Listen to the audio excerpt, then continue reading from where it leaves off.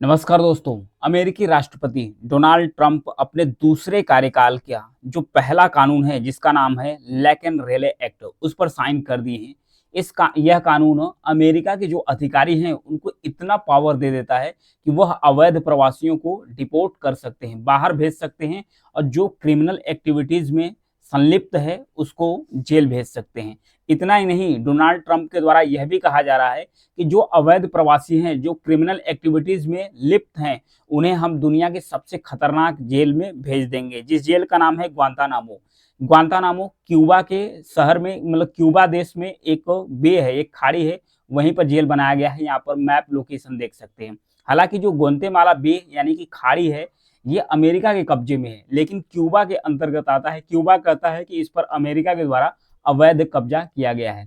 जो ग्वांतानामो का जो जेल है, ये दुनिया का सबसे खतरनाक जेल है। इस पर कई बार अमानवीय गतिविधियों के पर चार्ज लग चुके हैं। 2008 में अमेरिका के जो ओबामा राष्ट्रपति थे, इसे बंद करने के लिए भी कई बार बात कर चुके हैं कि जो ये जो जेल है, ग्वांतानामो जेल है, इसे बंद कर देना चाहिए। तो हालांकि इस पर जो डोनाल्ड ट्रंप नए अमेरिका के राष्ट्रपति बने हैं, ये कह रहे हैं कि 30 बेड हमारा वहां पर तैयार है। जो अवैध प्रवासी नहीं मानेंगे, हम उनको वहीं पर भेज देंगे, वहीं पर भेजेंगे, वहीं पर जाके रहेंगे। ये जो बिल है, बिल जो साइन हुआ है, एक्ट जो पास किया गया है, इस एक्ट का जो नाम रखा गया है लेकिन रेले रखा गया है। ये क्यों रखा गया है? ये बिल जैसे ही पास हुआ, इस पे कहा गया कि यह एक ऐतिहासिक कानून है जिसे हम आप आज का जो जिसे हम आज लागू करने जा रहे हैं, यह ने दो जो निर्दोष अमेरिकी है उसकी सुरक्षा करेगा, ये कहा गया व्हाइट हाउस की तरफ से। दरअसल लेकिन रेले इसका नाम क्यों रखा गया है? यहाँ पर देखिए, लेकिन रेले नाम की एक 22 वर्षीय महिला थी, स्टूडेंट थी, नर्सिंग स्टूडेंट थी। ये अमेरिका के अंदर रहती थी। तो ये अपने कैंपस के अंदर ही जॉगिंग कर रही थी। तो एक वेनेजुएला का एक अवैध अप्रवासी था, इसकी हत्या कर देते हैं। जैसे इनकी हत्या कर देते हैं, तो कॉलेज कैंपस में जॉगिंग कर रही थी। तभी से जो डोनाल्ड ट्रंप है, ये कह रहे हैं कि ये जो कानून है, कानून जब पास कर रहे थे, साइन कर रहे थे, तो इनके माता पिता मतलब उनके साथ थे। तो कह रहे थे कि हम श्रद्धांजलि के रूप में, इस बच्ची को श्रद्धांजलि के रूप में हम इस कानून को बना रहे हैं। ये कानून काफी सख्त होगा, जो अवैध प्रवासियों को बाहर निकालेगा। बाहर निकलने के बाद अगर कोई भी अवैध अप्रवासी अगर आने की कोशिश करता है, अमेरिका के अंदर आने की कोशिश करता है, तो हम उसे पकड़ेंगे। पकड़ने के बाद जो ग्वांतानामो जेल है वहां भेज देंगे, जो दुनिया का जिसे सबसे खतरनाक जेल की संज्ञा दी गई है, जेल की संज्ञा के नाम से भी जाना जाता है। इस पर जो डोनाल्ड ट्रंप है, ये कह रहे हैं। अब फिर उसके बाद उन्होंने ये भी कहा कि जो ग्वांतानामो है उसमें 30,000 बेड और भी है, जहां सबसे खतरनाक जो विदेशी अपराधी हैं उनको भी वहां पर रखा गया है। अब अवैध प्रवासियों के खिलाफ ट्रंप ने जो आदेश जारी किया है, जैसे ही वो शपथ लिए, शपथ लेने के बाद उनका एक्शन शुरू हो गया। वो कह रहे हैं कि जो अवैध अप्रवासी है उनकी एंट्री बैन करेंगे और उसके साथ ही जो जन्मजात नागरिकता मिलती है उसे भी खत्म कर देंगे। दरअसल अमेरिका जो यूएसए है, इसके अंदर से 150 साल पुराना कानून था कि जो भी व्यक्ति जिसके पास चाहे H1B वीजा हो, जो भी अमेरिका के अंदर जॉब करते हैं, पति पत्नी जॉब करते हैं, अगर जॉब करने के दौरान, वहां पर नौकरी करने के दौरान अगर किसी बच्चे का जन्म होता है, तो जन्मजात उस बच्चे को अमेरिका की नागरिकता मिल जाएगी। जब अमेरिका की नागरिकता मिल जाएगी तो उसी के सहारे उसके माता पिता भी अमेरिका के अंदर रह सकते हैं। लेकिन डोनाल्ड ट्रंप ने अपने एग्जीक्यूटिव आर्डर्स यानी कि जो कार्यकारी आदेश है उसके तहत इसे भी बैन कर दी है। अब उस पर कानून भी बनाएंगे कि जो अवैध, मतलब कि जो जन्मजात नागरिकता है वो भी खत्म हो जाएगी। अभी देख लेते हैं कि सबसे ज्यादा जो अमेरिका के अंदर अवैध अप्रवासी हैं, अमेरिका में पिछले ही महीने अवैध अप्रवासियों से डील करने वाली वहाँ की जो सरकारी संस्था है जिसका नाम है आईसीई, ये जो सरकारी संस्था है आईसीई, इसने करीब 15 लाख, ध्यान रखिएगा, 15 लाख लोगों की एक सूची बनाई थी जो अवैध रूप से अमेरिका में रह रहे थे। 18,000 जो भारतीय है वो भी इस सूची में शामिल हो गए। 18,000 भारतीयों को इस सूची में शामिल कर लिया गया। 15 लाख में से 18,000 भारतीयों को भी इसी में शामिल किया गया।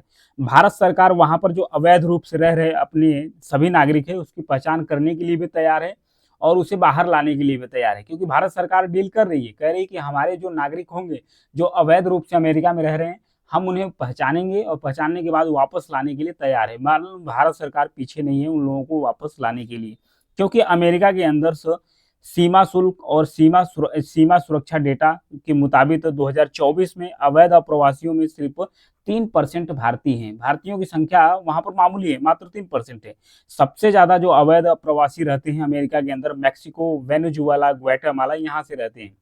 अवैध अप्रवासी कौन होते हैं? अप्रवासी होते हैं मतलब कि अपने देश के अंदर शिक्षा, स्वास्थ्य, रोजगार या और चीजों की कमी होती है, लोकतंत्र की समस्या होती है, तो ये लोग अवैध रूप से किसी अन्य देश में एंटर कर जाते हैं, जैसे अमेरिका में एंटर कर जाते हैं, तो उन्हें अवैध अप्रवासी बोला जाता है। न तो उनके पास कोई वीजा होता है, न ही कोई पासपोर्ट होता है। तो ये था भारत के बारे में। अब देखते हैं कि 1990 से लेकर 2022 तक अमेरिका में जो अप्रवासी हैं उनकी संख्या किस तरीके से बढ़ गई है। क्योंकि 1990 में अमेरिका में 35 लाख अप्रवासी रहते थे, फिर 95 में बढ़ते बढ़ते 2022 की अगर आंकड़े की बात किया जाए 1.1 करोड़, यानी कि 1 करोड़ से ज्यादा भी वहां पर पहुंच चुके हैं। इतना ही नहीं, बल्कि जो यहूदियों को लेकर भी कानून बनाया गया है। यहाँ पर देखिए भारत सरकार रेडी है अमेरिका के साथ, डोनाल्ड ट्रंप के साथ काम करने के लिए, कि जो भी हमारे अवैध प्रवासी हैं, हमारे नागरिक हैं, हम उनकी पहचान करेंगे, पहचान करने के बाद अपने देश में वापस ला लेंगे। एक कानून और भी बनाया जा रहा है अमेरिका के द्वारा, ट्रंप सरकार के द्वारा बनाया जा रहा है कि अमेरिका के अंदर जो यहूदी विरोधी भावनाएं हैं वो बहुत ज्यादा तेजी से पनप रही है, उसको दबाने के लिए उन्होंने कानून बनाया। कैसे कानून बनाया? मतलब कि जब से यह वार चल रहा था, कहाँ पर, गाजा पट्टी और उसके बाद इजराइल के साथ, दोनों के बीच में वार चल रहा था। तो इजराइल एक यहूदी कंट्री है, अमेरिका में भी यहूदियों की संख्या ठीक ठाक है। तो जो यहूदी हैं उनको जो फिलिस्तीनी से, जिसका सेंटिमेंट फिलिस्तीन से मैच करता है या उनसे उनका लगाव है, वो यहूदी जो रहते हैं अमेरिका में, जो स्टूडेंट्स हैं, जो कैंपस में रहते हैं, लाइब्रेरी में रहते हैं, तो उनके खिलाफ कहीं ना कहीं भेदभाव देखने को मिलता है। तो एक और कानून अमेरिका के अंदर बनाया गया है कि यहूदी विरोधी भावना से निपटने के लिए एक एग्जीक्यूटिव आर्डर डोनाल्ड ट्रंप के द्वारा पास किया गया है। इसमें कहा गया है कि कोई भी, चाहे अधिकारी हो, चाहे कर्मचारी हो, चाहे कोई भी प्रवासी व्यक्ति हो, अगर यहूदियों के खिलाफ कोई भी स्टेटमेंट देता है या कोई भी सेंटिमेंट्स रखता है, तो उसके खिलाफ भी अमेरिका एक्शन लेगा। इस तरीके से एक्शन लिया गया है, इस तरीके से आर्डर पास कर रहे हैं डोनाल्ड ट्रंप। और ये जो जेल है ग्वांतेनामा, यहाँ पर देख सकते हैं, इसे बताया जाता है कि दुनिया का सबसे खतरनाक जेल है। अब कह रहे हैं कि जो दोबारा आएंगे निकालने के बाद भी हम उनको इस जेल में भेज देंगे, जो कि दुनिया का सबसे खतरनाक जेल है। Thank you.